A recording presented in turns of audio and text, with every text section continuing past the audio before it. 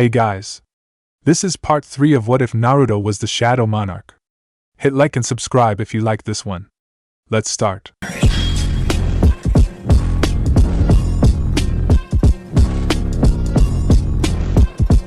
Chapter 11. Aftermath Shadows. The village lay wounded but unbroken in the wake of the invasion. Buildings had fallen, lives had been lost, but Konoha's will of fire burned on, perhaps brighter for having been tested. As dawn broke over the village 3 days after the attack, Naruto stood alone atop the Hokage monument, watching reconstruction efforts already underway below. Humans rebuild quickly, the Shadow Monarch observed. An admirable trait, though one born of necessity in a world so fragile. We adapt, Naruto replied silently. It's how we survive. Below, teams of shinobi and civilians work together, clearing debris and raising frameworks for new structures. The collaborative effort reminded Naruto of why he'd always wanted to become Hokage, to protect this sense of community, this shared purpose that transcended individual concerns. But recent events had complicated that dream.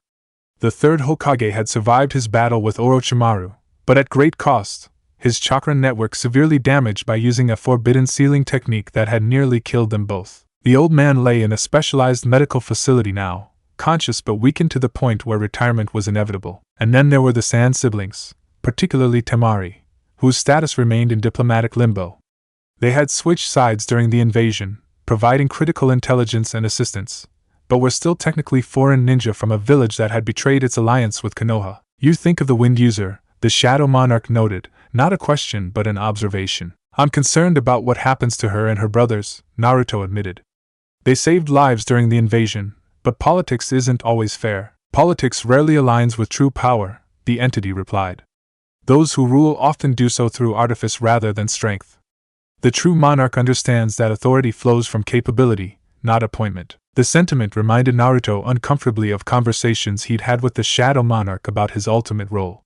The entity consistently suggested that being Hokage might be merely a stepping stone toward his greater destiny as Shadow Monarch, a position that apparently transcended conventional leadership. Naruto. The quiet voice behind him belonged to Jiraiya, who approached with uncharacteristic solemnity.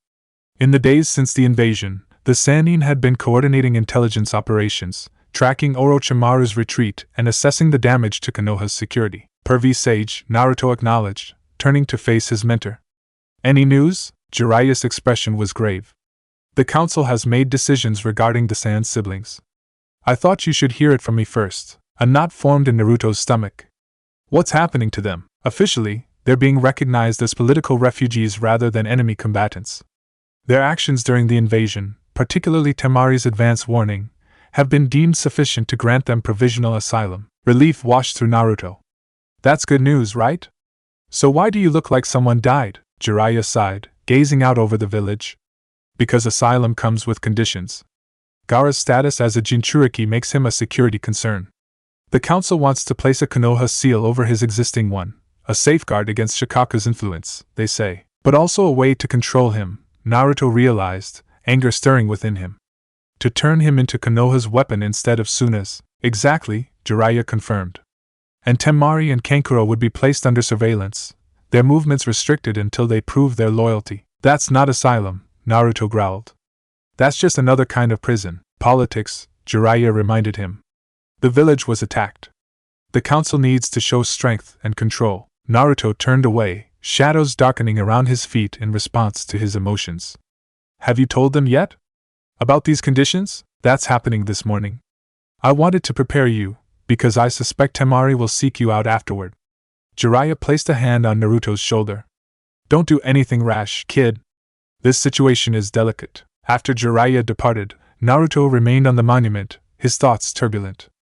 The treatment of the Sand siblings felt wrong, a punishment for choosing conscience over orders, for risking everything to prevent greater bloodshed. The ruling powers fear what they cannot fully control, the Shadow Monarch commented. Your hidden villages are all the same in this regard, securing weapons rather than fostering strength. There has to be another way, Naruto muttered. As if summoned by his words, a subtle disturbance in the air alerted him to an approaching presence, one he'd grown increasingly sensitive to over recent weeks. Somehow I knew I'd find you here, Temari said, stepping from the tree line behind him. She looked different than she had during the exams, more subdued, her hair still in its 4 ponytails but her clothes simpler, lacking her forehead protector or fan. The absence of her primary weapon seemed to accentuate her vulnerability, though her posture remained proud. You heard the council's decision, Naruto guessed. Just came from there. She moved to stand beside him at the cliff edge. Quite the offer. Protection in exchange for becoming controllable assets. It's wrong, Naruto stated flatly. After everything you did, everything you risked, it's practical, Temari interrupted, her voice steady despite the bitterness underlying her words. We're valuable but dangerous, especially Gaara. And Konoha just suffered an attack partly executed by Sand Ninja. The council is doing what councils always do, minimizing risk while maximizing benefit. Naruto studied her profile, impressed despite himself by her pragmatism. You sound like you expected this. A small, sad smile curved her lips. I'd have been suspicious of anything more generous. This is how the shinobi world works, Naruto. Villages aren't families. They're military organizations with strategic objectives. She turned to meet his gaze directly. That's why what you did for Gaara was so extraordinary. You saw him as a person to save, not just a weapon to disable. The simple observation struck Naruto deeply. He had approached Gaara human to human, jinchuriki to jinchuriki, an extension of empathy rather than a tactical decision. How is he? Naruto asked. Better than I've seen him in years, Temari admitted, genuine wonder in her voice. Whatever you did during that shadow connection, it's given him the first real rest he's had since childhood.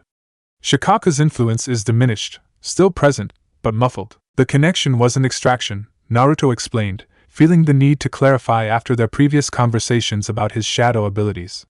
That only works on the deceased. This was more like reinforcing the boundary between Gaara and Shikaku, showing him how to maintain separation. Temari nodded thoughtfully. The extraction technique, the one you used on that ice user after he died, it preserves their abilities, their knowledge, and aspects of their personality, Naruto confirmed, remembering Shadow Haku's continued devotion and gentle nature. But only after death, when the soul has already departed. The shadow is like an imprint left behind, an essence that would otherwise dissipate. That's why you didn't use it on Gaara, Temari realized. Because he's alive, an extraction would be taking something that isn't mine to take, Naruto finished. The Shadow Monarch is clear on that distinction. Extraction preserves what would be lost after death. Trying to extract from the living would be theft of essence. Temari absorbed this information with evident relief. That's reassuring, actually. There are boundaries to these powers. There are always boundaries, Naruto agreed. The question is whether I recognize and respect them. They stood in companionable silence for a moment, watching the village below. Then Temari spoke again, her voice quieter. I haven't given the council an answer yet. They've granted us 3 days to decide. Naruto turned to her, surprised. You're considering refusing? I'm considering all options, she clarified. Accepting their terms would mean safety but restriction. Refusing would mean leaving, becoming rogue ninja, constantly hunted. She exhaled slowly. Neither path seems particularly appealing. There is another way, the Shadow Monarch suggested internally. One that transcends village politics entirely. What if there was another option? Naruto found himself saying, the words coming almost unbidden. Temari raised an eyebrow. Such as? I'm not sure yet, Naruto admitted. But the Shadow Monarch's influence extends beyond village boundaries. There might be possibilities we haven't considered. You'd use your powers to help us? Temari sounded skeptical. At risk to your standing in Konoha? The question was valid. Any action that undermined the council's decision could have serious consequences for Naruto's status in the village, his dream of becoming Hokage. I'd use my powers to do what's right, Naruto answered finally. Village politics aside, you and your brothers deserve better than conditional asylum. That's really just another form of imprisonment. Something shifted in Temari's expression, a softening around the eyes, a vulnerability she rarely displayed. Why? Why risk anything for 3 sand ninja you barely know? Naruto considered the question seriously. Why was he so invested in their fate, particularly Temari's? Was it simply gratitude for her warning about the invasion? Empathy for Gaara as a fellow jinchuriki? Or something more personal, more difficult to articulate? Because you saw the darkness in me and didn't turn away, he said finally, the honest answer surprising even himself. Because when everyone else was afraid of the shadow techniques, you recognized their potential for protection, not just destruction. The wind recognizes the shadow's true nature, the Shadow Monarch commented approvingly. Temari studied him for a long moment, something vulnerable and fierce battling in her eyes. Then, With deliberate movements, she closed the distance between them and pressed her lips to his. A brief, firm kiss that ended before Naruto could even process it had begun. "That's for saving my brother," she said as she pulled away, her cheeks slightly flushed but voice steady.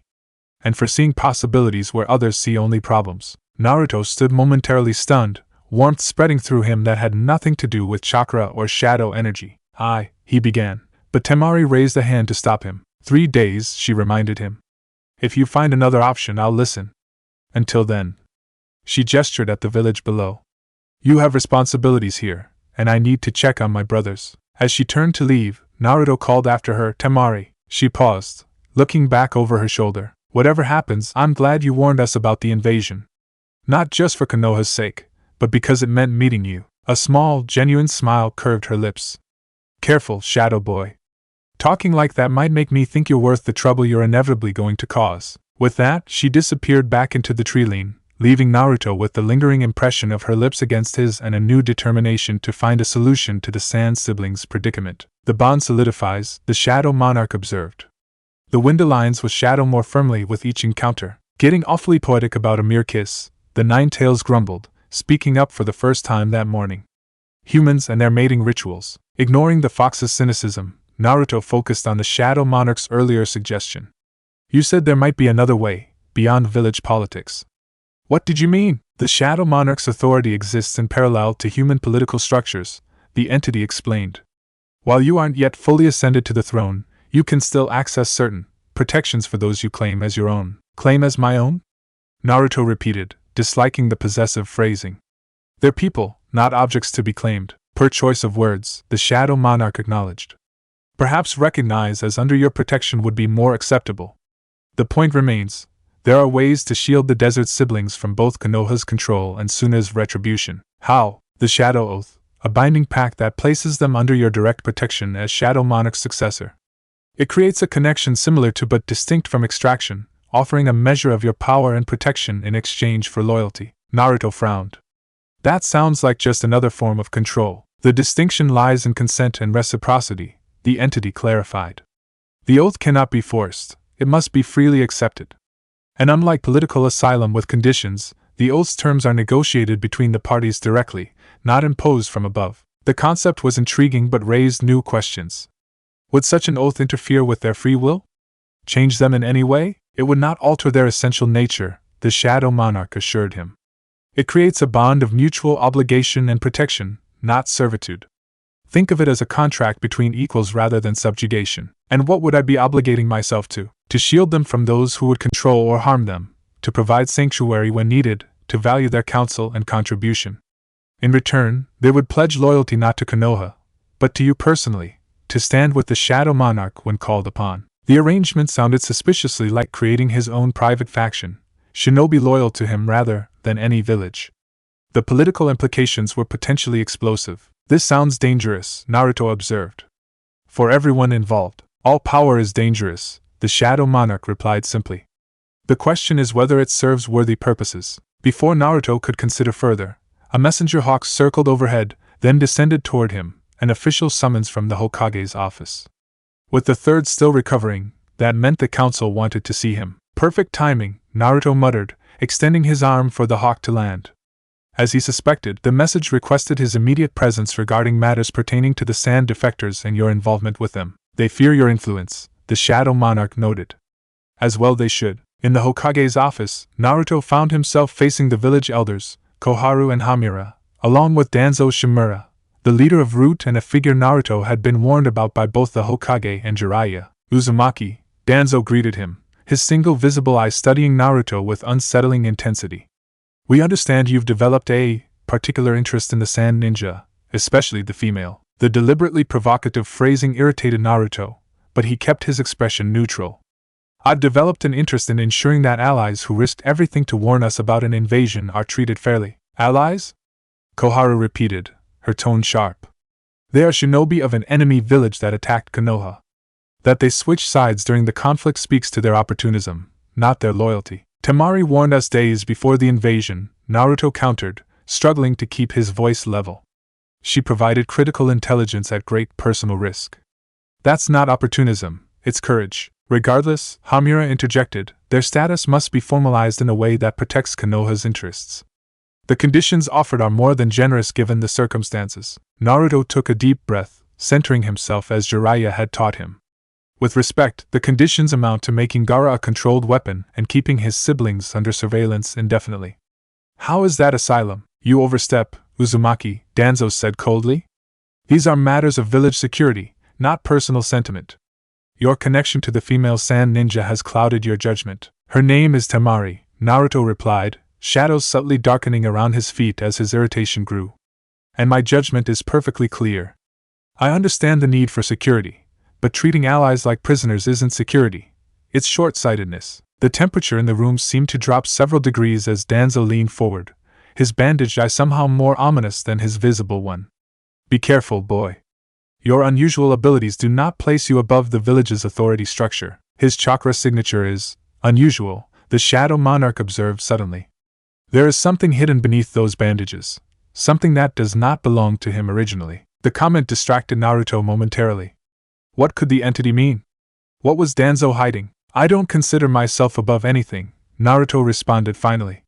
I'm simply suggesting that better options might exist. Ones that secure the Sand siblings' loyalty through respect rather than coercion. Such as? Kohara challenged. Naruto hesitated, unsure how much to reveal about the Shadow Oath concept. A more balanced arrangement that recognizes their value without restricting their autonomy unnecessarily. Gaara's condition has already improved through techniques I used to help him control Shikaku. Further cooperation could benefit everyone. The elders exchanged glances, clearly skeptical. Danzo, however, studied Naruto with renewed interest. These techniques you mention, he said carefully. They're related to your shadow abilities? The ones you displayed during the exams? Warning bells sounded in Naruto's mind. Danzo's interest in his powers felt predatory rather than administrative. Yes, Naruto answered cautiously.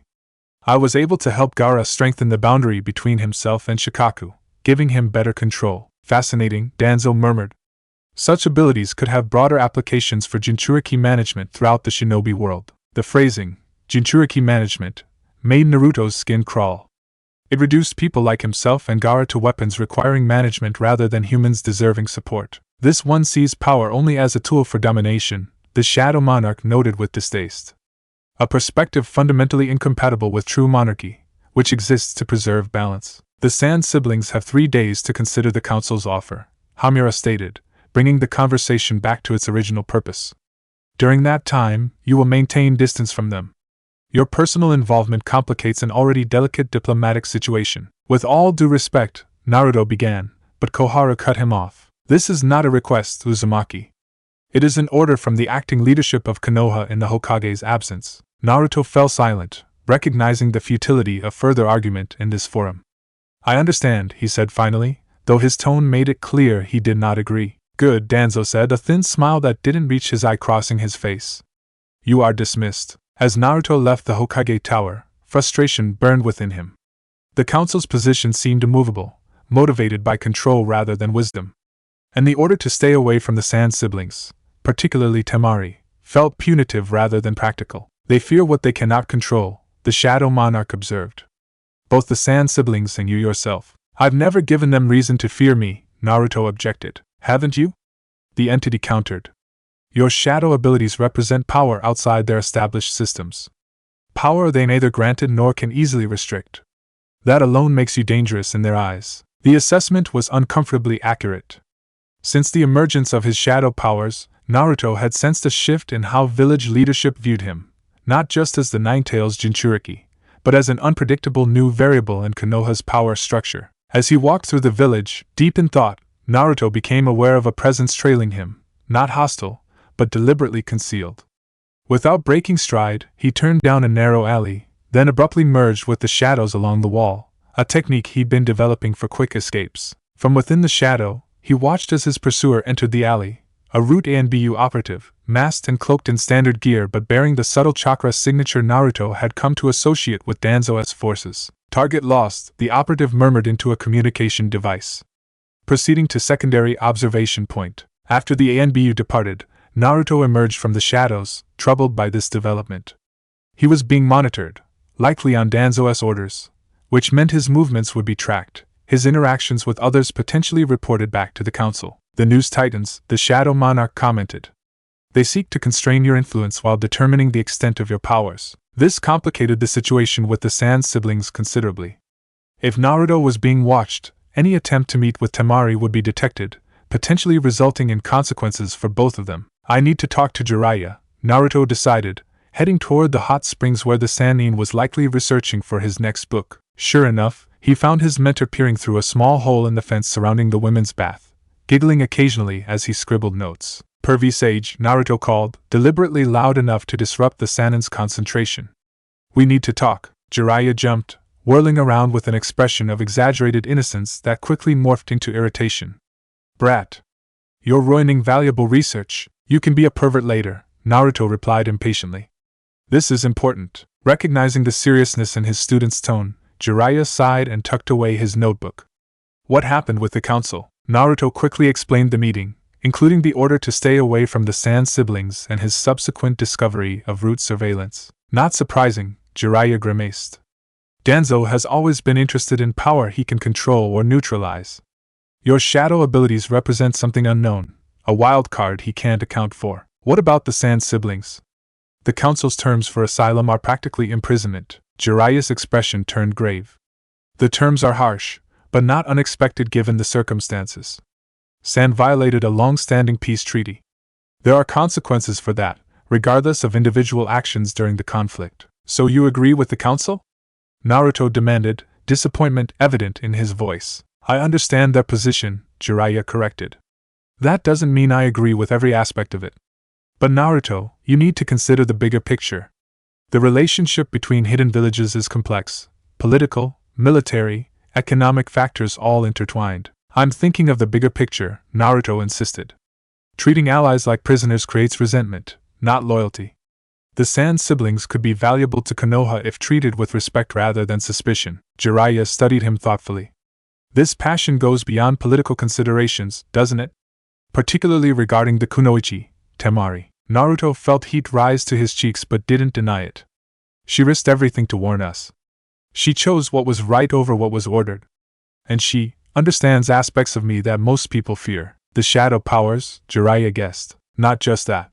She understands what it means to live alongside destructive power without being consumed by it. She spent her life protecting others from Gaara while still seeing him as her brother beneath the monster everyone else feared. Understanding dawned in Jiraiya's eyes. You see parallels to your own situation. The Ninetales, the Shadow Monarch. Yes, Naruto admitted. But it's more than that too. There's something between us that's hard to explain, like our abilities naturally complement each other. Shadow and wind, the beginnings of harmony, the Shadow Monarch interjected. A resonance between compatible powers. Jiraiya sighed heavily, running a hand through his white mane.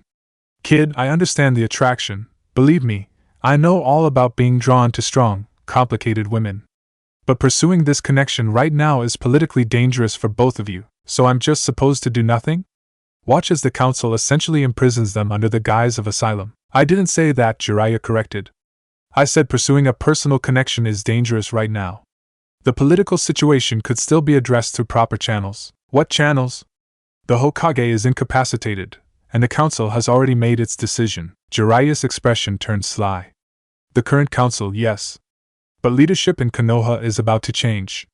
Tsunade is returning to take the position of Fifth Hokage. The news caught Naruto by surprise. Tsunade? Your teammate? The very same.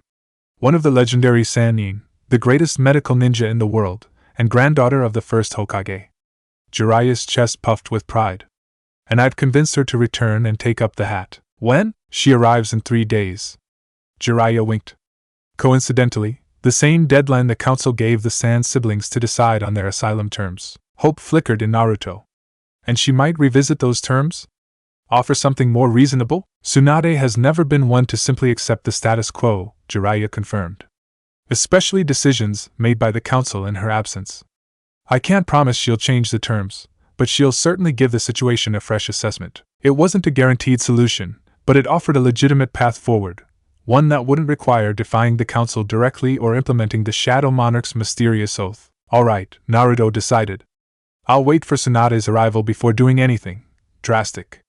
But I still need to let Temari know they're making decisions based on the current offer, not knowing there might be an alternative coming. Jiraiya frowned. You're being watched, remember? Any contact risks consequences for both of you. Then help me, Naruto challenged. You're a Sannin, a spy master. Surely you can arrange a secure meeting without Root knowing about it. Jiraiya stared at him for a long moment, then chuckled reluctantly. You're becoming dangerously persuasive, brat. Fine, I'll arrange something, but brief and completely deniable. And you keep the romantic entanglements to a minimum, understand? Naruto's face heated again. It's not like that. Sure it's not, Jiraiya smirked. Just like my books are pure literary art with no prurient content whatsoever. Despite the teasing, Naruto felt genuine gratitude toward his mentor. Thank you, pervy sage. Don't thank me yet, Jiraiya warned. We're walking a political tightrope here. One wrong step could have consequences for everyone involved. That evening, as Naruto trained alone in a forest clearing, careful to use only standard techniques in case his root watcher was nearby, a small toad appeared in a puff of smoke. Message from the pervert, it announced in a gravelly voice, extending a tiny scroll. The message was brief and coded in a cipher Jiraiya had taught him during their training month. Moonlight gathering at the broken monument. Third watch. Shadow travel advised. The wind will meet you there. Naruto understood immediately. The broken monument referred to a damaged memorial stone in a rarely visited corner of the training grounds, one that had been partially destroyed during the Ninetales attack 13 years ago and never properly repaired. Third watch meant around midnight, and shadow travel suggested using his shadow merging technique to avoid surveillance. As midnight approached, Naruto lay in his bed fully dressed, extending his senses to locate his root observer. The ANBU was positioned on a rooftop across from his apartment, maintaining line of sight to his window. Their vigilance is impressive, the Shadow Monarch noted. But shadows exist beyond their perception. Shadow merge, Naruto whispered, slipping into the darkness beneath his bed. Unlike conventional transportation techniques, shadow merging allowed him to travel through connected areas of darkness, moving from shadow to shadow as long as they formed a continuous path. He emerged from darkness nearly a kilometer away, at the edge of the training grounds, then proceeded on foot to the broken monument, staying within tree shadows to avoid potential sensors. Temari was already waiting when he arrived, seated on a fragment of the shattered stone, her fan beside her. She wore civilian clothes rather than her ninja gear, her hair still in its distinctive 4 ponytails but otherwise appearing as any Konoha resident might. Shadow boy, she greeted him, a small smile playing at her lips. Your mentor's message delivery system is unique. You got a toad too? Naruto asked, moving to sit beside her. With a surprisingly colorful vocabulary, she confirmed. Though he did manage to avoid detection by our watchers. We're being observed too? Temari nodded grimly. Since the council meeting. Not even trying to be subtle about it, probably intended as much to intimidate as to monitor. They sat in companionable silence for a moment, the broken monument casting long shadows in the moonlight. Finally, Naruto spoke. There might be another option, beyond the council's terms. He explained about Tsunade's imminent arrival and the possibility of revised asylum conditions under new leadership. Temari listened attentively, her expression betraying neither hope nor skepticism. 3 days, she mused when he finished. Convenient timing. I can't promise anything, Naruto cautioned. But Jiraiya says Tsunade isn't one to simply accept the council's decisions without question. And if she upholds their terms? Temari asked, her gaze direct. What then? Naruto hesitated, then decided honesty was necessary. The Shadow Monarch suggested something called a Shadow Oath, a way to place you and your brothers under my protection directly, outside village politics. Temari's eyebrows rose. That sounds significant. What exactly would it entail? I'm not entirely sure, Naruto admitted. The entity described it as a binding pact, offering protection in exchange for loyalty. Not to Konoha, but to me personally, or rather, to the Shadow Monarch's successor. A personal allegiance, Temari translated, her analytical mind quickly grasping the implications. Outside the hidden village structure entirely. That's politically explosive. I know, Naruto agreed. Which is why I'm hoping Tsunade offers a better alternative. But I wanted you to know all options before you made any decisions. Temari studied him thoughtfully. This Shadow Oath. It would create some kind of bond between us. Yes, though I don't fully understand its nature, Naruto explained. The Shadow Monarch described it as consensual and reciprocal, not domination or control. But it would be permanent, I think, like the shadow extraction, but for the living, Temari observed. No, Naruto corrected firmly. Extraction takes something that should remain with its owner. The oath would be freely given and received, a connection rather than a taking. Temari's expression softened. You're very careful about that distinction. About not taking what isn't freely offered. I have to be, Naruto replied simply. Power without ethics becomes tyranny. The Shadow Monarch keeps warning me about that. That true sovereignty protects and preserves, it doesn't consume or dominate. You learn well, the entity approved from within. The lesson many monarchs fail to grasp until too late. Something shifted in Temari's expression, a dawning realization or decision that Naruto couldn't quite interpret. I'll wait for Tsunade's arrival before deciding anything, she said finally. But Naruto, if her terms prove no better than the council's, I would consider this shadow oath. For myself, at least. Not your brothers? They would make their own choices, Temari said firmly. Kankuro will likely follow my lead, but Gaara. She sighed. He's changing since your intervention, becoming more himself, less Shikaku's vessel. He deserves the dignity of his own decision. The maturity and respect in her position impressed Naruto. Even now, facing uncertain future and potential statelessness, Temari thought of her brother's autonomy. Whatever happens, Naruto promised, I won't let them turn any of you into controlled weapons or prisoners. That's not what you deserve after what you risked for Konoha. Temari reached out, her fingers brushing his cheek in a gesture so gentle it seemed almost out of character for the fierce wind user. Such conviction, she murmured. It's what drew me to you from the beginning. This unwavering certainty about what's right, even when it's not what's expected. The touch sent warmth cascading through Naruto, different from chakra or shadow energy, simpler, more human, yet somehow more powerful. Without conscious thought, he leaned forward, his lips meeting hers in a kiss more deliberate than their first brief contact. Temari responded immediately, her hand moving to the back of his neck as she deepened the kiss. There was nothing hesitant in her response. Like everything else she did, Temari approached this connection with decisive commitment. When they finally parted, both slightly breathless, something had shifted between them, a boundary crossed, a possibility acknowledged that couldn't be unclaimed. The bond solidifies, the Shadow Monarch observed, satisfaction evident in its tone. Wind and shadow intertwined more deeply with each encounter. In the distance, a toad's croaking broke the moment, Jiraiya's signal that their meeting time was ending, that route observers might be changing positions or expanding their search. We should go, Temari said reluctantly, retrieving her fan. Before our absence is noted, Naruto nodded, rising to his feet. 3 days. We'll have answers then, one way or another. Temari paused before departing, her expression serious. Whatever happens, Naruto, whether Tsunade offers better terms or we consider this shadow oath, know that my interest in you exists independent of political necessity. The simple declaration warmed him more than any passionate gesture could have. Same here, he replied, feeling the inadequacy of the words but hoping she understood the depth behind them. With a final nod, Temari disappeared into the forest, moving with the silent efficiency that marked her as an elite shinobi despite her current civilian attire. As Naruto prepared to shadow merge back toward his apartment, the Shadow Monarch stirred within him, its presence contemplative. You stand at a crossroads, young successor, it observed. The path of conventional authority through the Hokage position, or the path of sovereign power as Shadow Monarch. Be aware that each choice shapes not only your destiny but those who align with you. Why do they have to be separate paths? Naruto challenged internally. Why can't I be both Hokage and Shadow Monarch? Perhaps you can, the entity acknowledged. But understand that the responsibilities may eventually conflict. Village leadership serves one community, one nation. The Shadow Monarch serves balance across realms. The cryptic warning lingered in Naruto's mind as he slipped through shadows back toward his apartment. Whatever decisions the coming days brought, one thing was becoming increasingly clear. His path would not follow any previously established pattern in the shinobi world. And somewhere in the distance, beyond perception but increasingly present at the edges of the Shadow Monarch's awareness, another presence stirred, ancient and brilliant, a counterpoint to Shadow's darkness. The Monarch of Radiance, sensing changes in the delicate balance between shadow and light, turned its attention toward the human world where a successor was rising. The board was set, the pieces moving, and the game of cosmic balance prepared to enter its next phase. Chapter 12, Winds of Change. The 3 days until Tsunade's arrival passed with excruciating slowness.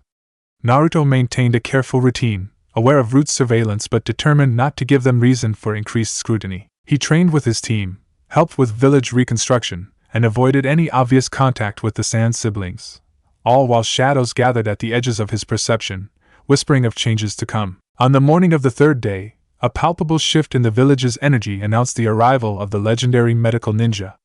Tsunade entered Konoha with minimal fanfare but maximum impact, her presence commanding attention without requiring announcement. Beside her walked a dark-haired woman carrying a small pig, and trailing slightly behind came Jiraiya, looking unusually serious. From his position helping reconstruct a damaged storefront, Naruto watched their procession toward the Hokage Tower. Even at a distance, Tsunade's legendary strength was evident in her posture, and the way other shinobi instinctively straightened as she passed. Impressive life force, the Shadow Monarch commented. Unusually potent even for your Senju clan.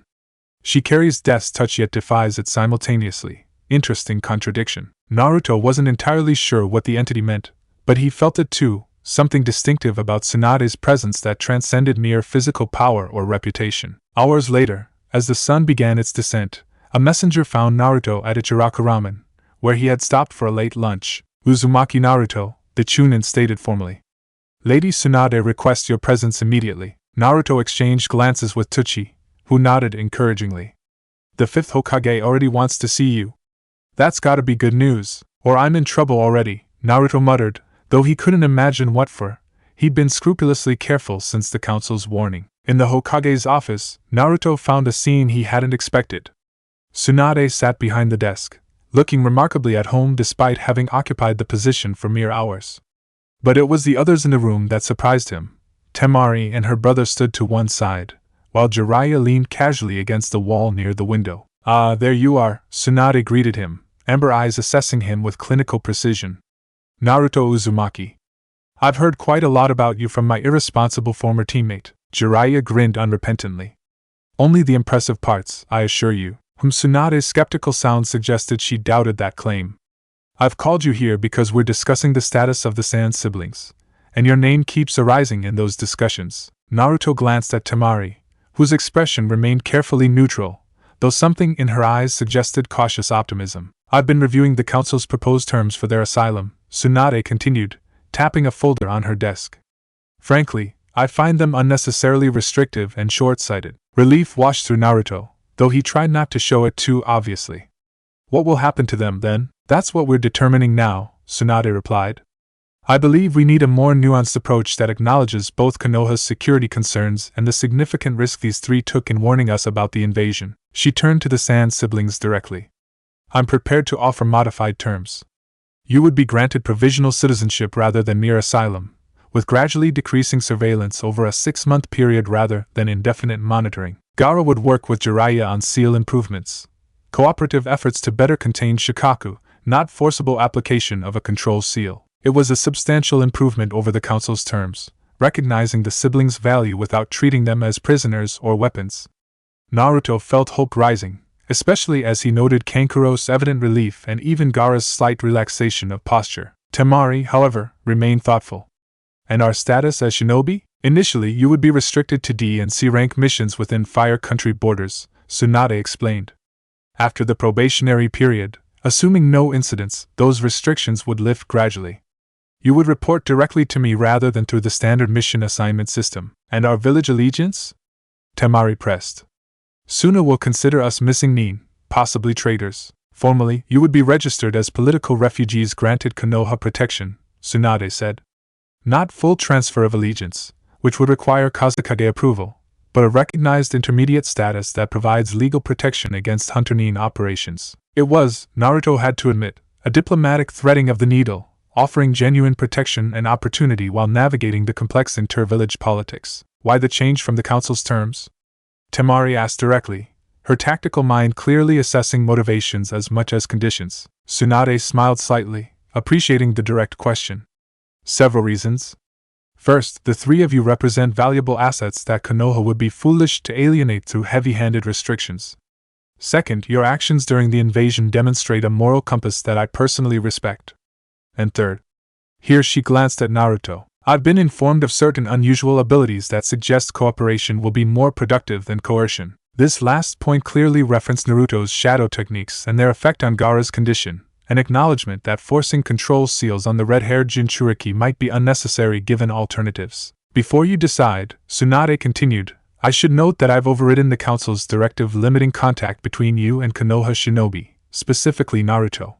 Whatever connections you've established, they seem beneficial rather than problematic. Temari's eyes met Naruto's briefly, something warm passing between them that Tsunade definitely noticed, judging by her raised eyebrow. We need time to discuss these terms, Temari said finally, speaking for her siblings as she had throughout the meeting. Of course, Tsunade agreed.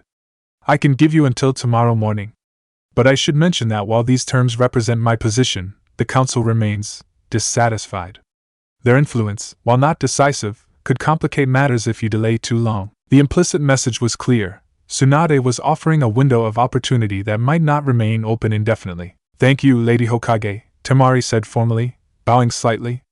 Kankuro and even Gaara followed her lead with varying degrees of grace. Naruto, stay a moment, Tsunade requested as the Sand siblings prepared to leave.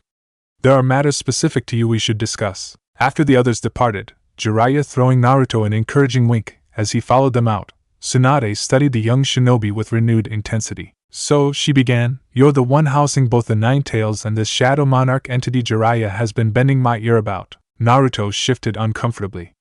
Yes, Hokage-sama, drop the sama, she said dismissively. I've barely worn the hat for half a day. Now, tell me about these shadow abilities, in your own words, not the technical reports I've been reading. The directness of the request caught Naruto by surprise, but he appreciated it. For the next 30 minutes, he explained his experiences with the Shadow Monarch's emergence, the development of his abilities, and the entity's explanations about its nature and purpose. Tsunade listened without interruption, her medical training evident in her focused attention to details and implications. When Naruto finished, she leaned back in her chair, expression thoughtful. And this entity claims to be preparing you as its successor? To become a Shadow Monarch yourself? Yes, Naruto confirmed. Though what that fully means, I'm still figuring out. Tsunade's eyes narrowed slightly. Does this conflict with your stated goal of becoming Hokage? The question cut to the heart of concerns Naruto himself had been wrestling with. I don't think so, he answered honestly. At least, not necessarily. The Shadow Monarch talks about maintaining balance, protecting what deserves protection. That aligns with what a Hokage should do, perhaps, Tsunade allowed. But a Hokage's primary loyalty is to Konoha and Fire Country.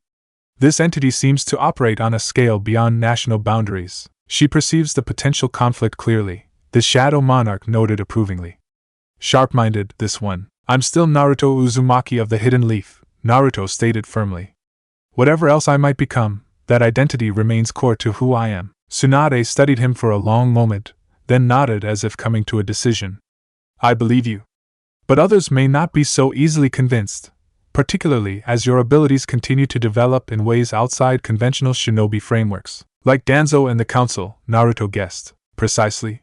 They see you primarily as a weapon and potential threat, one to be carefully controlled and directed. Tsunade's expression hardened.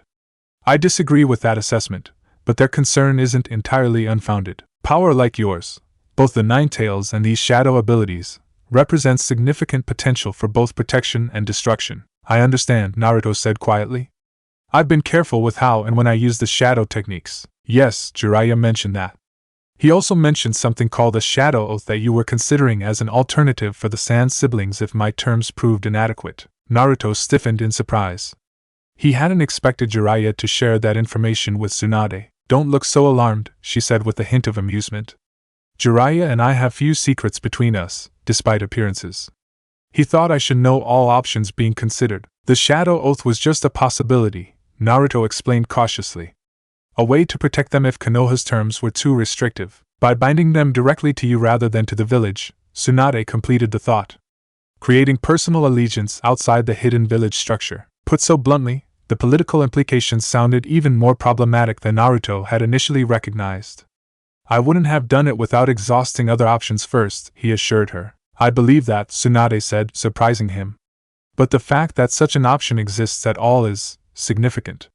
It suggests your shadow abilities include potential for creating your own power structure parallel to established systems. She understands the implications fully, the Shadow Monarch observed. The potential for sovereign authority distinct from her own. That wasn't my intention, Naruto said quickly. Intentions and capabilities don't always align, Tsunade replied, though her tone remained neutral rather than accusatory. I'm not condemning the possibility, Naruto. I'm acknowledging it as a factor in how we proceed. She leaned forward, her amber eyes intense. Here's what I propose. You continue developing your abilities under Jiraiya's guidance, with periodic assessment by me from a medical perspective. In return, you commit to transparency about new developments or techniques, particularly anything that might affect Konoha's security or political standing. That sounds reasonable, Naruto agreed, relieved that she wasn't suggesting restrictions or prohibitions. As for the Sand siblings, Tsunade continued, I hope they accept my modified terms. It would be the cleanest solution politically. But if they don't? She hesitated, then added surprisingly, we can discuss alternatives, including this shadow oath concept, before taking irreversible steps. The offer of flexibility stunned Naruto. He had expected Tsunade, as Hokage, to insist on conventional solutions that maintained village authority structures. Reading his expression, Tsunade smiled slightly. I may wear the hat now, Naruto, but I've spent decades outside the village system. I understand that sometimes unconventional approaches serve the greater good better than rigid adherence to established protocols. Thank you, Naruto said sincerely, for understanding and for improving the terms for the Sand siblings. Tsunade waved dismissively. Don't thank me for basic decency and strategic thinking. Now go find your wind user and her brothers. They probably have questions for you before making their decision. Naruto felt heat rise to his face at the your wind user phrasing, but didn't correct her. As he turned to leave, Tsunade added one final comment. Naruto, whatever this Shadow Monarch entity is grooming you for, remember that you determine your own path. Power offered always comes with expectations attached, whether from tailed beasts, ancient entities, or village councils. The insight struck deep, resonating with concerns Naruto himself had been considering. I'll remember that, Tsunade. She smiled, the expression warming her entire face. Good. Now get out of my office. Being Hokage apparently involves mountains of paperwork that no one warned me about. Outside the Hokage tower, Naruto found Temari waiting alone, leaning against a tree with her arms crossed, a casual posture that nonetheless allowed her to observe all approaches. Where are your brothers? Naruto asked as he joined her. Discussing the terms privately, she replied. Gaara particularly needs space to process decisions without feeling pressured by my presence. The consideration she showed for her siblings' autonomy continued to impress Naruto. Tsunade's offer is much better than the council's, he observed. Yes, Temari agreed. Surprisingly reasonable, actually. Almost as if someone had advocated forcefully on our behalf. Her knowing look made Naruto shrug sheepishly. I might have expressed some opinions about the council's approach when Jiraiya asked. A small smile curved Temari's lips. Just express some opinions, huh?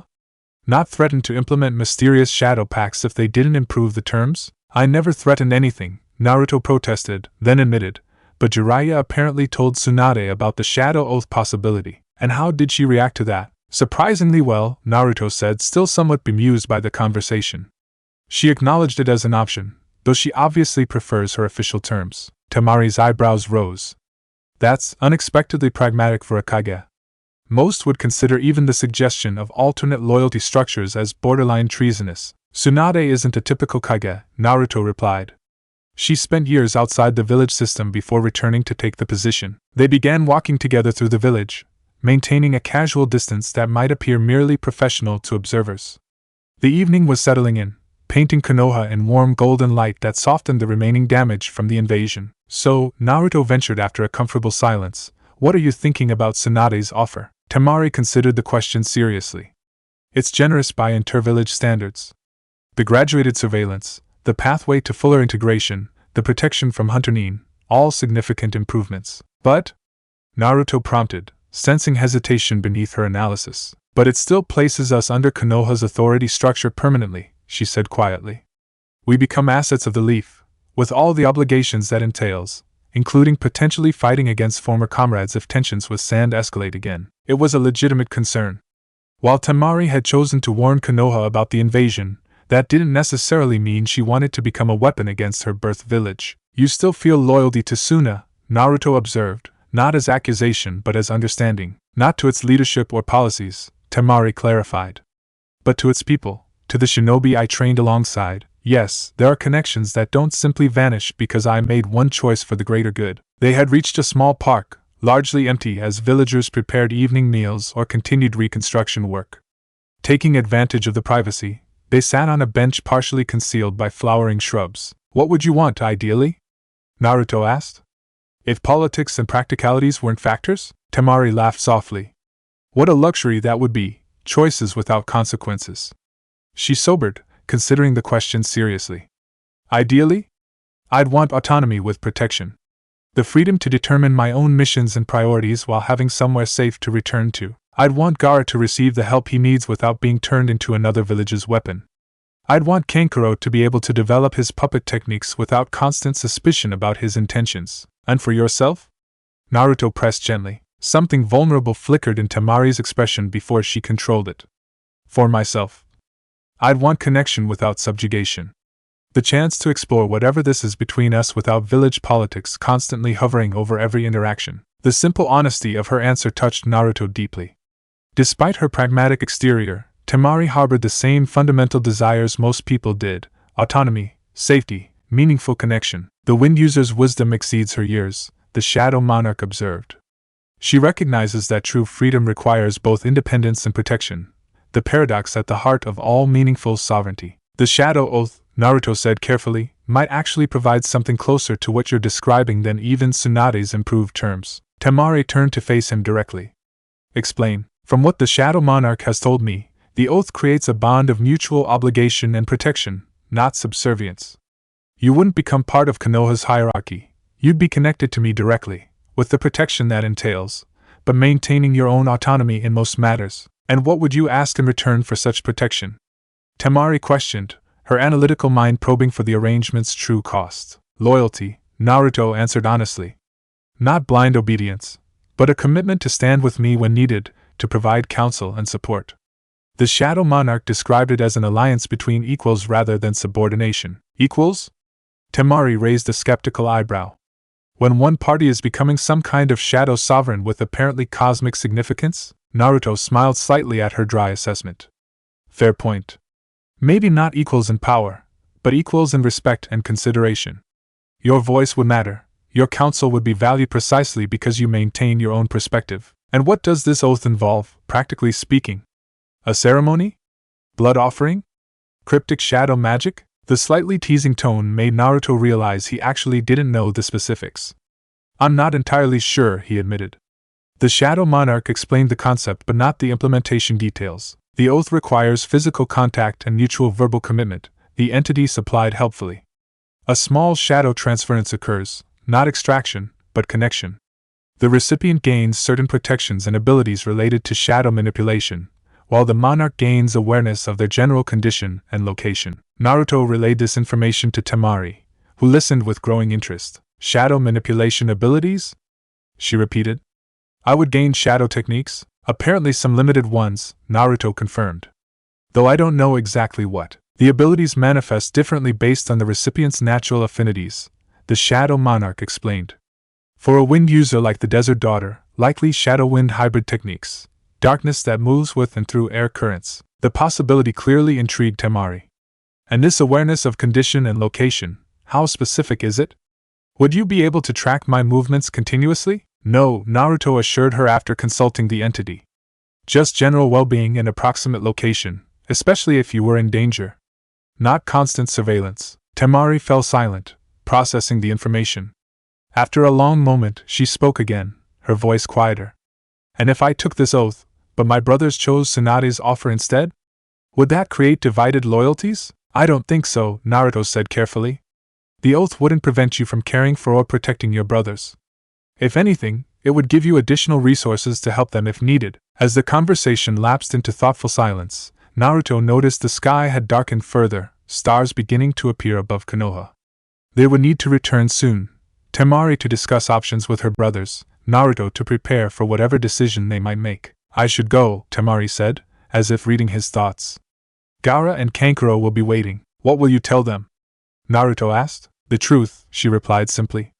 About both options, their implications, the potential benefits and risks of each.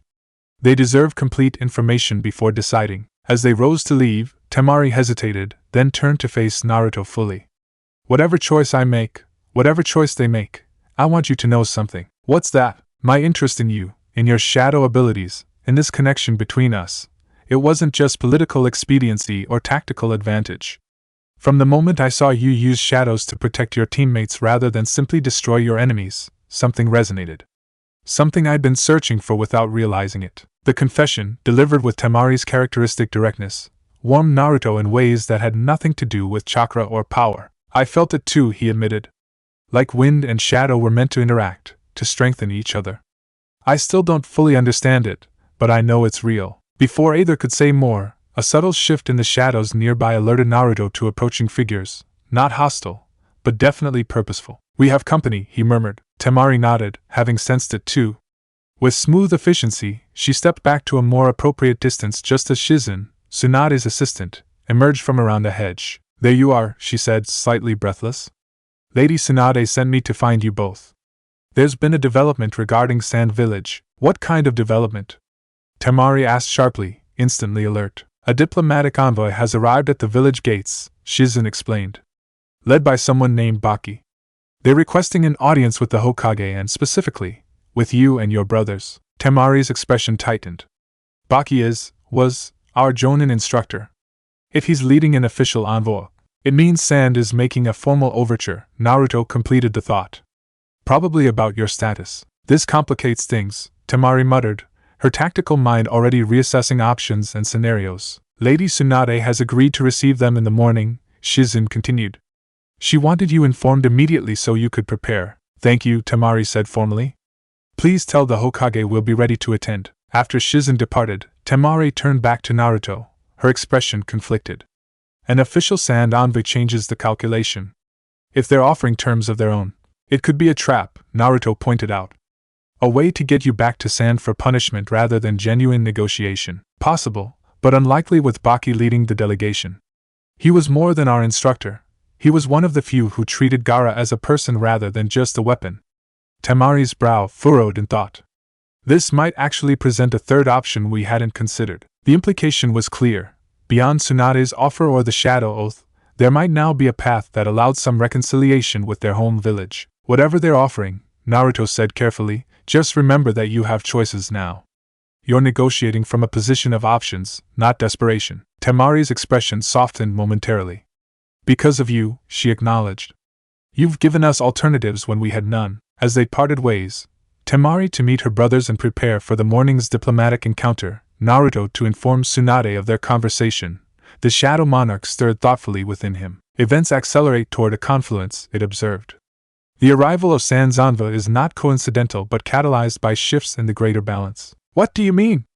Naruto questioned internally. Your emergence as my successor creates ripples across realms, subtle disturbances in established patterns that prompt responses even from those unaware of their true source. The Sand Village's sudden diplomatic initiative is likely one such response, an unconscious reaction to changing currents of power. The explanation was typically cryptic, but Naruto sensed truth in it nonetheless. Something larger was unfolding, movements on a scale beyond village politics or even national boundaries. As he made his way to Tsunade's office to brief her on his conversation with Temari, Naruto felt the weight of multiple possible futures pressing against the present moment. Decisions made in the coming days wouldn't just affect his personal connections or the Sand sibling status. They would set patterns that might echo far beyond Konoha's walls. And somewhere distant yet increasingly attentive, the Monarch of Radiance continued its vigilant observation, light gathering in preparation for the inevitable confrontation with Rising Shadow. The board was shifting, the game advancing, and the pieces, both known and yet unrevealed, moved toward positions that would determine far more than merely who ruled which hidden village. Chapter 13, Diplomacy's Shadow. Morning arrived with uncharacteristic mist clinging to Konoha's streets, an atmospheric reflection of the uncertain situation developing within the village. Naruto stood beside Jiraiya in Tsunade's office, both of them present as observers rather than direct participants in the diplomatic meeting about to unfold. The Sand envoy had been escorted to the tower at dawn, their arrival marked by formal protocol that highlighted the seriousness of the encounter. Now they waited in an antechamber while final preparations were made. Remember, Tsunade instructed the assembled Konoha representatives, this is a diplomatic negotiation, not an interrogation or tribunal. Sand is extending an official overture. We respond with appropriate formality while maintaining our position of strength. Her gaze settled on Naruto. You're here because of your unique connection to this situation, but unless directly addressed, please remain silent. Diplomatic nuance isn't exactly your strong suit. The gentle jab eased some of the tension in the room, drawing small smiles from even the A and BU guards positioned discreetly in the corners. Bring them in, Tsunade commanded, settling behind her desk with the natural authority that made her seem as if she had occupied the Hokage position for years rather than days. The doors opened to admit the Sand delegation, 5 shinobi led by a man Naruto recognized as Baki, the jonin who had supervised the Sand siblings during the Chunin exams. His face was partially covered as before, but his bearing conveyed dignity rather than aggression. Lady Hokage, Baki greeted Tsunade with a formal bow. Thank you for receiving Tsunade's envoy during this difficult period between our villages. The gratitude is mutual, Tsunade replied with matching formality. Konoha acknowledges Sand's initiative in opening diplomatic channels so promptly after recent events. The careful phrasing, avoiding direct mention of the invasion while acknowledging its impact, set the tone for the discussion to follow. I am authorized by the Suna Council to address 2 matters of significance, Baki continued. First, to formally convey Tsunade's regret regarding the unauthorized actions taken during the Chunin exams, actions we now understand were orchestrated through deception by Orochimaru of the Sound. Naruto noted the precise wording, regret rather than apology, unauthorized actions rather than invasion, and the implicit shifting of primary blame to Orochimaru. It was an opening position that acknowledged wrongdoing without accepting full responsibility. Second, Baki continued, to address the status of 3 Tsunade shinobi currently in Konoha's custody, Temari, Kankuro, and Gaara, children of our late Kazekage. This confirmation of the Kazekage's death caused a subtle shift in the room's atmosphere. While Temari had reported Orochimaru's impersonation of her father, the official confirmation of the Kazekage's death represented a significant diplomatic development. Before we proceed further, Tsunade replied, I should clarify that the shinobi you mention are not in custody but have requested political asylum following their decision to warn Konoha of the impending attack and provide assistance during the conflict. The distinction was important, presenting the Sand siblings as defectors making choices rather than prisoners being held. An understandable clarification, Baki acknowledged with a slight incline of his head. Perhaps then we should hear from them directly regarding their current perspective. At Tsunade's nod, a side door opened to admit the Sand siblings. They entered with dignified composure, Temari leading, flanked by Kankuro and Gaara. They positioned themselves to the side of the room, technically part of either delegation until their status was resolved. Baki-sensei, Temari greeted her former instructor with formal respect. Temari, he returned, his visible eye revealing genuine concern beneath his professional demeanor. Kankuro. Gaara. It is good to see you all well. The slight hesitation suggested personal relief beyond diplomatic necessity. A teacher genuinely concerned for his students. The Suna Council has authorized me to offer terms for your return to Sand Village, Baki continued. They recognize that your actions during the recent conflict reflected legitimate concerns about Orochimaru's manipulation and a desire to prevent unnecessary casualties. Naruto watched Temari carefully, noting how she maintained perfect composure while subtly positioning herself slightly before her brothers. A protective stance disguised as formal presentation. What terms does the council offer? She asked, her voice steady and diplomatic. Full reinstatement of your shinobi status and rank, Baki replied. A formal recognition that your actions, while technically in violation of mission parameters, served Sand's true interests by exposing Orochimaru's deception. There would be a probationary period of 3 months with restricted mission assignments, after which your status would be fully normalized. The offer was surprisingly generous, more amnesty than punishment, with a clear path to full rehabilitation. Naruto could see that the terms had caught Temari off guard, though she concealed it well. And for Gaara specifically? She pressed, identifying the critical point that would likely determine their decision. Baki's expression softened slightly. The council recognizes that Gaara's condition has improved since the failed invasion. Reports indicate greater stability and control. They propose continued work with our SEAL masters to maintain this improvement, but with an emphasis on cooperative approaches rather than restrictive measures. Again, the terms were more reasonable than might have been expected, particularly regarding Gaara. Naruto glanced at the red-haired jinchuriki, noting how he stood straighter now, his eyes clear and focused rather than hazed with bloodlust. These are generous terms, Temari acknowledged carefully. May I ask what prompted such a conciliatory approach? The last directive we received from Sand leadership was to proceed with the invasion regardless of circumstances. It was a pointed question, probing the motives behind this diplomatic shift. Baki seemed to have anticipated it. 2 factors, he answered honestly. First, the confirmation that the Kazekage had been assassinated and impersonated by Orochimaru changed the entire context of recent events. Second, he hesitated, then continued with careful phrasing, There has been a reassessment of Gaara's strategic value to the village, particularly in light of his apparent improved stability. Translation: They still want their weapon back, the Shadow Monarch commented dryly. Just with better control features. Naruto silently agreed with the entity's assessment. While the terms were framed diplomatically, the underlying motivation remained strategic rather than humanitarian. Gaara represented too valuable an asset to simply abandon to Konoha. Temari clearly reached the same conclusion, judging by the subtle tightening of her expression. And if we decline to return? What then? Baki's visible eye revealed genuine regret. Then officially, you would be classified as missing nin, a status that normally triggers hunter nin response. Normally? Tsunade interjected, identifying the qualification in his statement. Given the complicated circumstances and your status under Konoha's protection, the Council has indicated willingness to withhold hunter nin deployment for a negotiated period, allowing for potential future reconciliation. It was an unusual concession in the harsh world of shinobi politics, where defection typically meant immediate pursuit and elimination. The offer suggested just how valuable the Sand siblings, particularly Gaara, were to their village's strategic position. We request time to consider both Suna's offer and Konoha's asylum terms, Temari stated formally. Of course, Tsunade agreed. Would tomorrow morning be sufficient for your decision? After Temari's confirmation, the formal portion of the meeting concluded, with arrangements made for the Sand delegation's accommodation during the waiting period. As the officials began to disperse, Baki approached the siblings more privately. May I speak with you three outside official channels? He requested quietly. Temari glanced at Tsunade, who nodded permission. The East Garden should provide sufficient privacy, the Hokage suggested. Naruto moved to follow, but Jiraiya's hand on his shoulder stopped him. Let them have this conversation without our presence, the Sannin advised. Some things need to be said between teacher and students without witnesses. Though reluctant, Naruto recognized the wisdom in the suggestion. Whatever Baki needed to tell them might be compromised by outside observation, even from someone as personally involved as himself. As the Sand siblings departed with their former instructor, Tsunade turned to Naruto with a considering expression. Interesting developments, she observed. Sand's offer is more generous than I anticipated, but still problematic, Naruto pointed out. They want Gaara back as a weapon, just with better control mechanisms.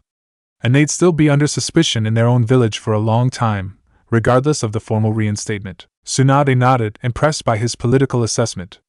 True. There's a difference between official terms and lived reality. She studied him thoughtfully.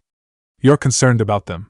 Particularly Temari. It wasn't a question, so Naruto didn't bother denying it. I want them to have real choices, not just different versions of control. And if their choice is to return to Sand? Tsunade challenged. Would you accept that decision? The question struck deep, forcing Naruto to confront his own preferences versus his respect for their autonomy. If it's truly their choice, yes, he answered finally. But I want them deciding based on what's best for them, not just what seems least problematic. Jiraiya chuckled. The kid's growing up, Tsunade. Recognizing that sometimes protecting people means letting them make their own decisions, even if you disagree. Indeed, she agreed with a small smile. Though I suspect he still has a preference regarding one particular Sand Kunoichi's decision. Naruto felt heat rise to his face but didn't deny it. His connection with Temari had grown too significant to pretend it wouldn't factor into his hopes for their decision. The Shadow Oath remains an option, Tsunade reminded him, her tone carefully neutral. If they find both village offers ultimately unacceptable, the fact that she was acknowledging this alternative rather than prohibiting it continued to surprise Naruto. You're really okay with that possibility? It would create a connection outside the village authority structure. Okay isn't precisely the right word, Tsunade clarified. I recognize it as a potential reality I may need to accommodate rather than an ideal I actively endorse. But Naruto, understand this clearly, if you do implement this oath, there will be political consequences. The council already views your shadow abilities with suspicion. Creating what amounts to personal vassals would intensify those concerns significantly. They wouldn't be vassals, Naruto objected.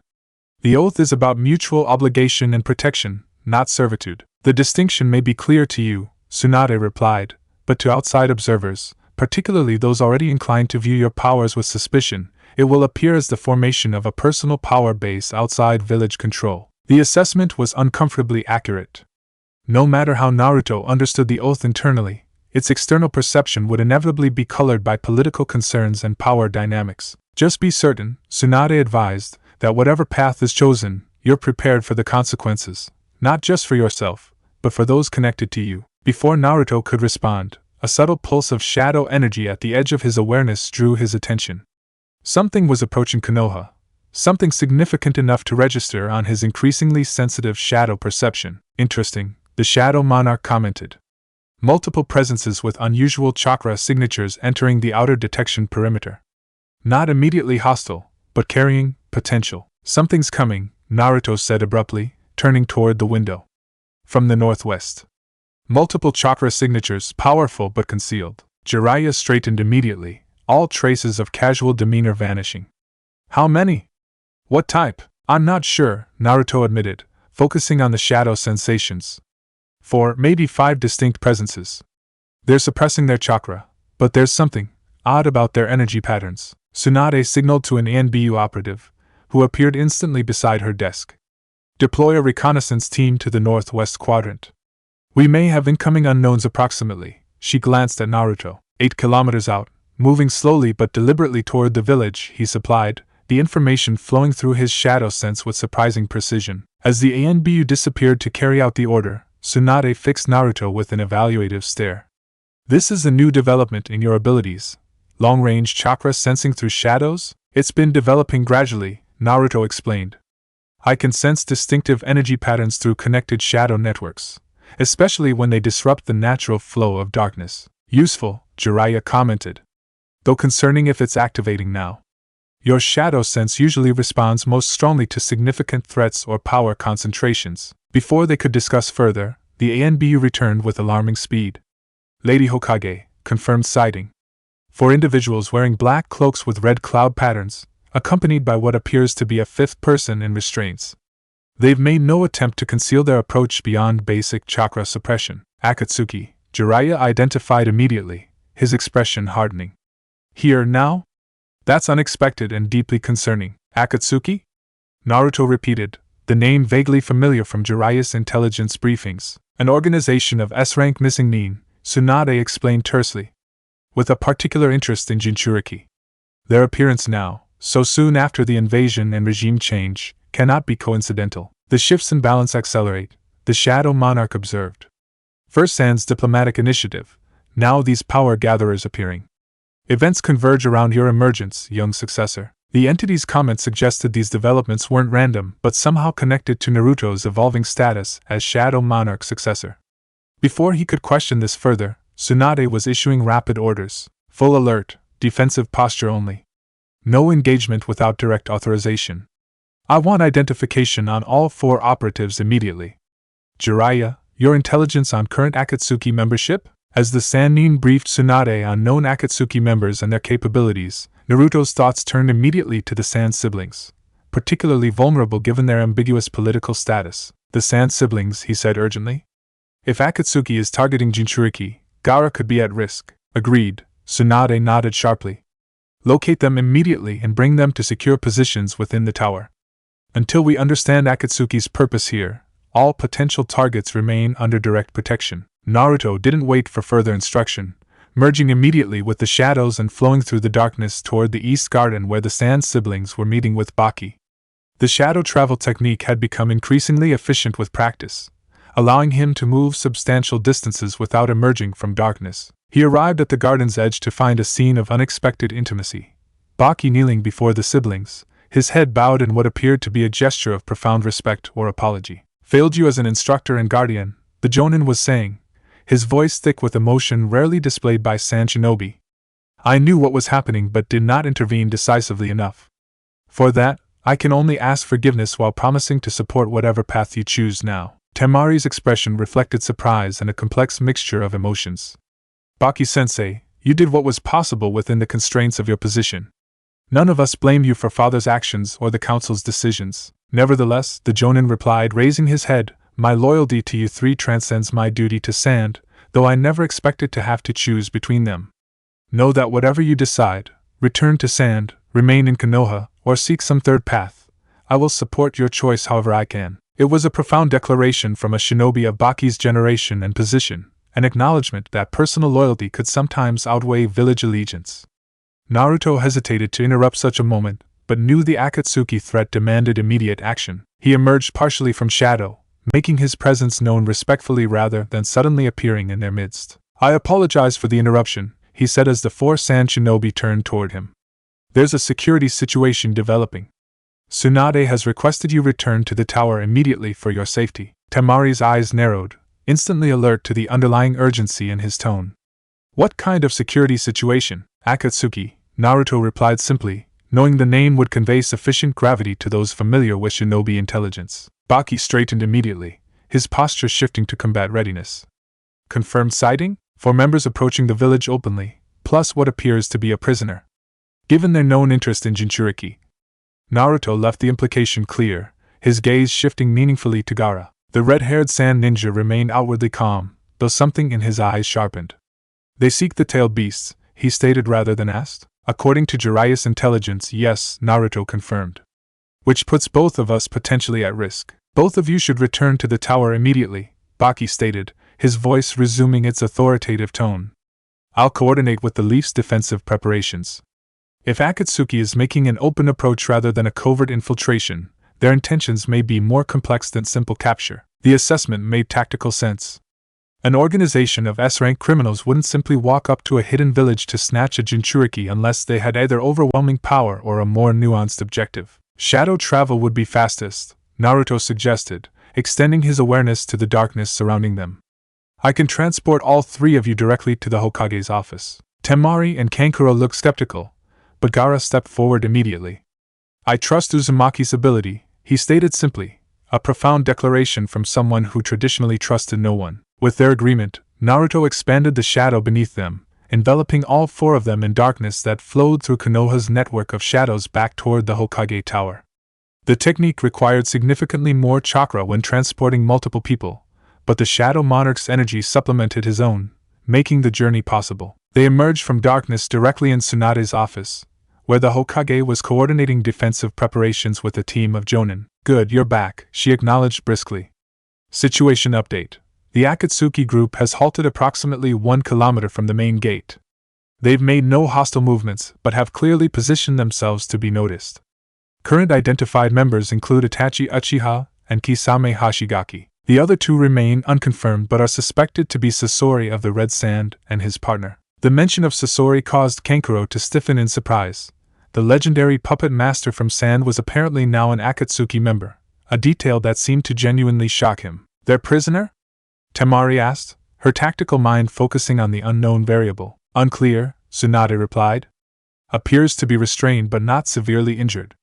No visual identification yet." "What do they want?"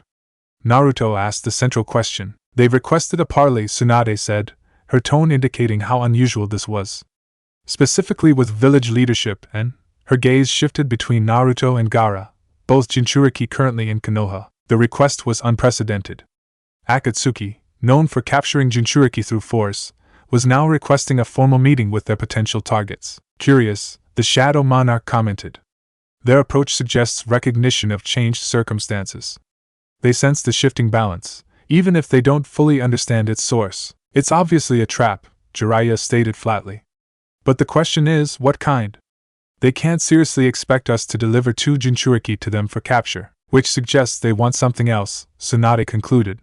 "Or are setting up a different kind of trap entirely." Silence fell as they considered the implications. Finally, Naruto spoke up. "I think we should meet them, or at least I should." "Absolutely not," Tsunade rejected immediately.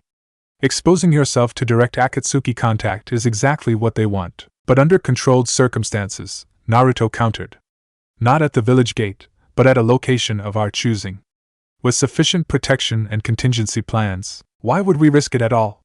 Kankuro demanded, speaking up for the first time since their arrival. "Because," Naruto explained, "we need information about Akatsuki's current objectives and capabilities. And their unusual approach suggests they may be operating under constraints or with motivations we don't yet understand." "The shadow user is correct," Gaara stated unexpectedly. "Their approach lacks the aggression typical of those seeking immediate capture. There is purpose beyond the obvious." Tsunade studied both jinchuriki thoughtfully. "You both seem unusually willing to risk exposure to an organization known to hunt your kind. They sense what you sense," the Shadow Monarch explained to Naruto. "Particularly the One-Tail's vessel. His connection to the spiritual aspects of chakra makes him sensitive to disruptions in the natural balance. He knows something significant is occurring beyond mere criminal organization movements. I believe there's more happening than just Akatsuki hunting tailed beasts, Naruto said carefully. Their timing, so soon after the invasion and coinciding with San's diplomatic mission, feels coordinated, even if unintentionally. What are you suggesting? Jiraiya asked sharply. That Akatsuki is working with Sand? No, Naruto clarified quickly. But that larger patterns are emerging, movements and countermovements in response to shifting power dynamics. The explanation sounded vague even to his own ears, but he struggled to articulate the sense of convergence the Shadow Monarch had been describing, the feeling that seemingly separate events were actually interconnected responses to deeper changes. Surprisingly, Gaara nodded in agreement. Since Uzumaki's intervention with Shikaku, I have been more sensitive to such patterns. The One-Tail, though quieter now, warns of accelerating cycles, predator and prey dynamics shifting across the shinobi world. Tsunade and Jiraiya exchanged concerned glances, clearly recognizing that both jinchuriki were perceiving something beyond ordinary intelligence assessments. If, and I emphasize if, we were to arrange a controlled meeting, Tsunade said finally, it would be under the most stringent security protocols. Limited participants, multiple layers of protection, and immediate extraction capabilities. The Hataki training ground, Jiraiya suggested. Natural barriers, limited approach vectors, and I've maintained specific sealing preparations there since the invasion. As they began discussing security details, Temari moved closer to Naruto, speaking quietly. You sense something about this Akatsuki appearance, don't you? Something connected to your shadow abilities. Yes, Naruto admitted softly. The Shadow Monarch believes these events aren't random, that they're responses to shifts in balance connected to my emergence as its successor. Rather than dismissing this as implausible, Temari nodded thoughtfully. The ripple effect of a new power entering the equation. Strategic realignments occurring even before most players understand the true nature of the change. Her quick grasp of the concept impressed Naruto. Exactly. Akatsuki hunts tailed beasts, but their approach now suggests they're responding to something beyond just the presence of two jinchuriki. Their prisoner might be the key, Temari suggested. An offering or demonstration of some kind. Before they could speculate further, Tsunade called for attention, having reached a decision. We will arrange a limited contact meeting at the Hataki training ground, heavily secured and controlled. Participants will include myself, Jiraiya, Naruto, and Gaara, with multiple ANBU teams in concealed positions. The Sand siblings and delegation will remain here under protection, as their political status remains unresolved. Temari immediately protested. With respect, Hokage-sama, if Gaara is participating, I should be present as well. Not only as his sister but as a tactical advisor familiar with his abilities and limitations. Tsunade considered the request, then nodded. Granted, but your presence will be as observer only, not direct participant. The same applies to you, Naruto. You may attend to gather information, but Jiraiya and I will handle any actual negotiation or confrontation. With the decision made, preparations moved quickly. Within an hour, the response had been delivered to the waiting Akatsuki members, and security teams had prepared the meeting location with multiple layers of protective seals and positioned ANBU operatives. As they prepared to depart for the meeting site, Naruto found a moment alone with Temari in a side corridor of the Hokage Tower. Be careful, she said without preamble.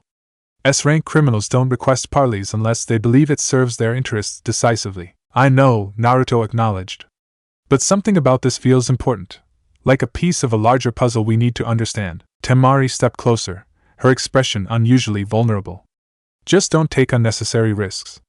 Whatever larger patterns are emerging, they don't require you to expose yourself pointlessly. The concern in her voice warmed Naruto. Without thinking, he reached out to touch her cheek briefly. I'll be careful. Besides, with you watching my back, how much trouble could I really get into? A small smile curved her lips. Based on your history?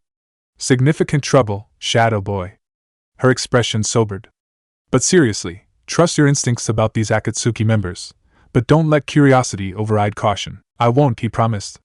Then, after a moment's hesitation, he added, when this is resolved, whatever happens with the Sand delegation's offer, we need to talk about us. About what we want, not just what's politically expedient. Agreed, Temari said simply. Now focus on the immediate threat. Personal matters can wait until we've dealt with S-rank criminals at our doorstep. The practical reminder was quintessentially Temari, prioritizing tactical concerns while still acknowledging the personal elements that mattered. It was one of the many things Naruto had come to appreciate about her, her ability to balance strategic thinking with genuine connection. As they rejoined the others for final preparations, the Shadow Monarch stirred within Naruto, its presence more alert than it had been in weeks. The board clarifies, it observed cryptically. Pieces moving into revealing positions.